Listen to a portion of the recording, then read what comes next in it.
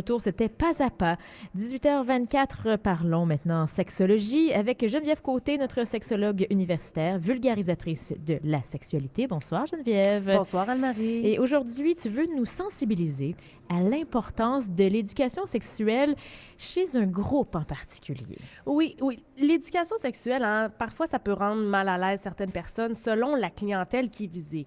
Par exemple, les enfants, certaines personnes ont de la difficulté à s'imaginer que leur enfant de quelques semaines, quelques mois, peuvent avoir une sexualité. Donc ça, je comprends, ça peut être difficile, mais c'est important pour moi, par le biais de mes chroniques, de sensibiliser les gens à l'importance d'éduquer tout le monde, même quand ça nous met mal à l'aise. Donc, aujourd'hui, en fait, je vous parle pas des enfants, mais c'est un peu tout comme, selon certains aspects, je vais vous parler des déficients intellectuels. Là, attention, tu as dit tout comme les enfants. T'entends, Geneviève, que la sexualité des personnes déficientes intellectuellement ressemble à celle des enfants? Non, pas du tout, mais malheureusement, dans l'esprit des gens, ça ressemble. C'est ça qui est un des plus gros problèmes, en fait, c'est l'infantilisation des personnes qui présentent une déficience intellectuelle. Et là, mais pas mea culpa, mais je veux vraiment préciser, là, je veux pas faire le procès des gens qui prennent soin des déficients intellectuels, des parents. Là, je sais que les gens font du mieux qu'ils peuvent, mais c'est vraiment important de pas infantiliser l'adulte qui présente une déficience intellectuelle, parce que vraiment, ce contrôle-là sur la sexualité va faire qu'ils seront pas capables de l'exprimer correctement, leur sexualité, justement. Donc, c'est pour ça que je disais que ça pouvait ressembler aux enfants. Oui, parce que dans le fond, eux, ou ces gens-là dont on parle, qui ont des déficiences intellectuelles, ont les mêmes besoins que ceux qui n'en ont pas. Exactement. Ils ont les mêmes besoins que nous, tant physiologiques, donc un besoin de relâchement, un besoin de proximité physique. Ils ont aussi les mêmes besoins et surtout les mêmes attentes. Et ça, c'est un autre signe aussi qui dénote le contrôle des preneurs de soins dans leurs attentes. Ils vont vraiment s'imaginer l'amour de la façon dont ça va leur être enseigné.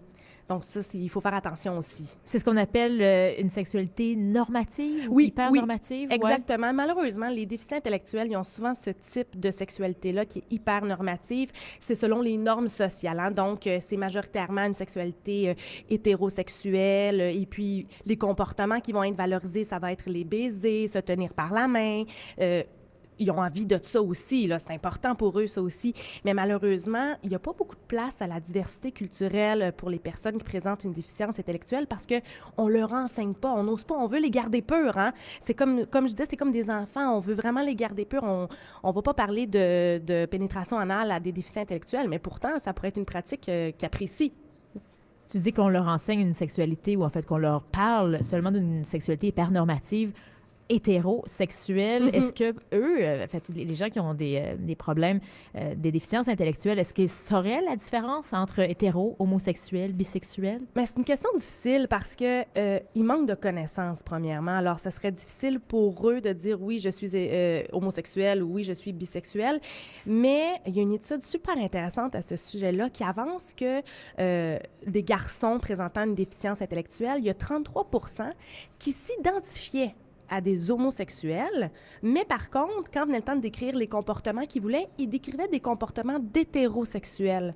Donc ça, cette étude-là a vraiment prouvé que c'est vraiment ancré en eux ce qu'on leur dit de faire, ce qu'on leur dit d'être, même si c'est pas comme ça qu'ils se sentent à l'intérieur. Parce que eux, donc, vont exprimer ce qu'on attend vraiment d'eux. Exactement. Et c'est normal, on veut les protéger parce qu'on le sait, malheureusement, et c'est aberrant, il y a énormément d'abus sur les personnes qui présentent une déficience intellectuelle. C'est aberrant, il faut faire attention à ça. Il faut justement essayer d'empêcher la victimisation.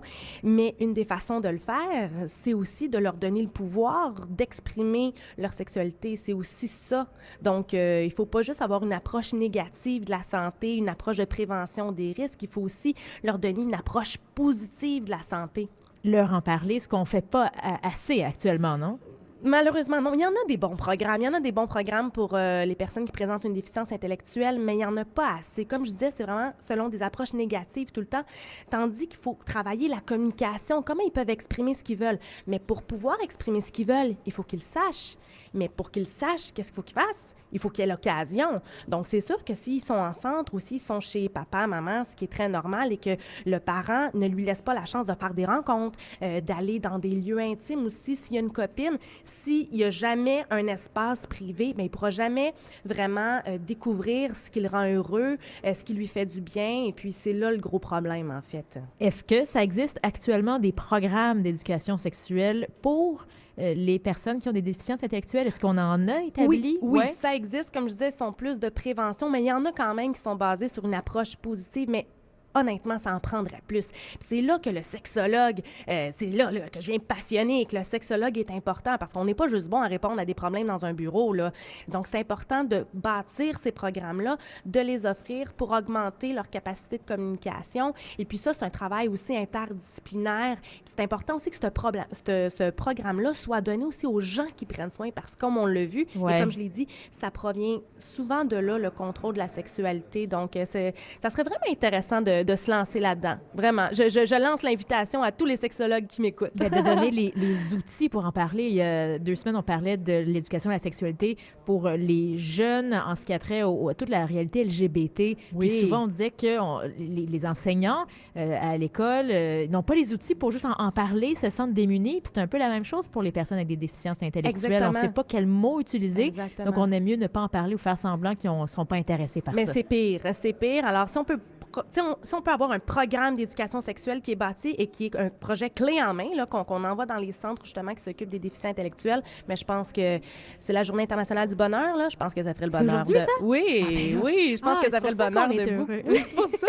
Mais moi, je souhaite qu'on fasse le bonheur des personnes qui présentent une déficience intellectuelle. C'est très important. Vraiment. Mais Geneviève Côté, merci beaucoup.